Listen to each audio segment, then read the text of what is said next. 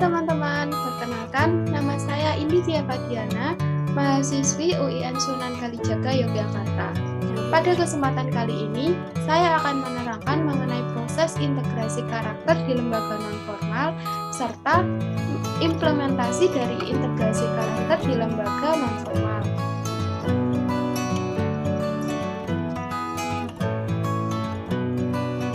Pengertian dari pendidikan karakter ialah usaha sadar yang terencana dan terarah melalui lingkungan pembelajaran untuk tumbuh kembangnya seluruh potensi manusia yang memiliki watak berkepribadian baik, bermoral, berakhlak, dan berefek positif, konstruktif pada alam dan masyarakat.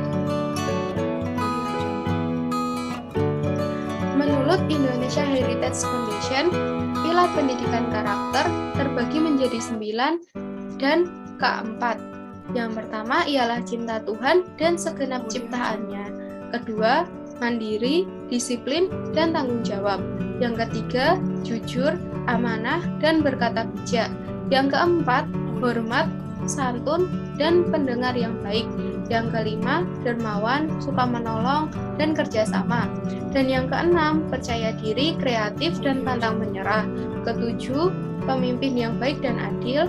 Kedelapan, peduli, baik, dan rendah hati. Kesembilan, toleran, cinta damai, dan bersatu. Sedangkan keempat ialah kebersihan, kerapian, kesehatan, dan keamanan.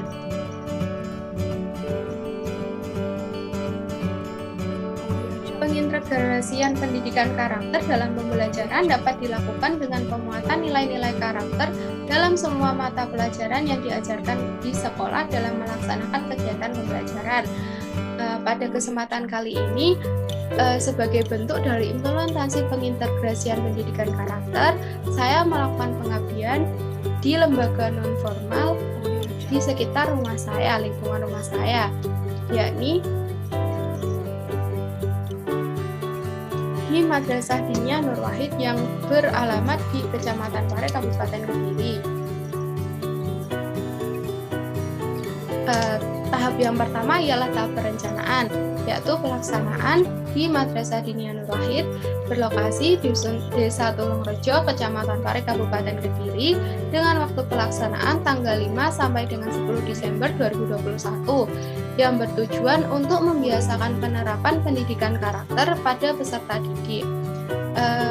Berdasarkan 9 pilar tersebut, saya mengambil beberapa pilar yang dapat saya terapkan pada pembelajaran ini, yakni disiplin yang mencakup disiplin belajar, disiplin waktu, disiplin lingkungan, kepedulian yang mencakup kepedulian pada makhluk hidup dan lingkungan sekitar, dan yang ketiga, kemampuan dalam menerapkan kebersihan lingkungan.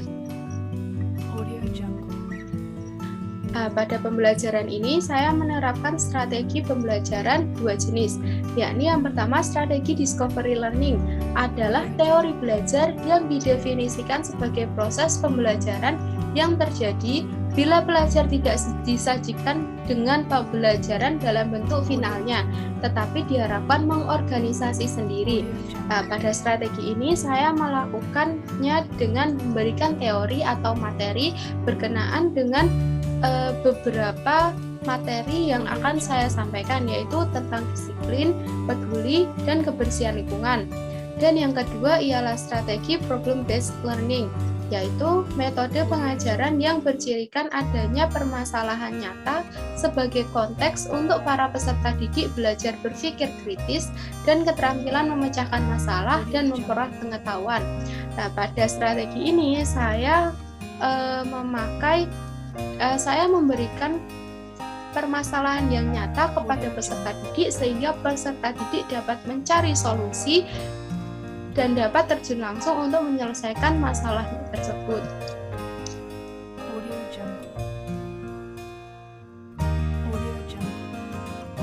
Pada materi disiplin adalah suatu kondisi yang tercipta dan terbentuk melalui proses rangkaian perilaku yang menunjukkan nilai-nilai ketaatan, kepatuhan, kesetiaan, keteraturan, dan ketertiban. Contohnya, dalam pengimplementasian sikap disiplin ialah dengan menaati tata tertib yang ada. Salah satunya tidak terlambat saat masuk kelas. mendengarkan pelajaran dengan tekun, duduk dengan rapi, berlaku dengan sopan santun, dan lain sebagainya. Dan untuk materi kedua yakni kebersihan lingkungan. Kebersihan lingkungan adalah menciptakan lingkungan yang sehat sehingga tidak mudah terserang berbagai penyakit seperti demam berdarah, bakteri, dan lainnya. Ini dapat dicapai dengan menciptakan suatu lingkungan yang bersih, indah, dan nyaman.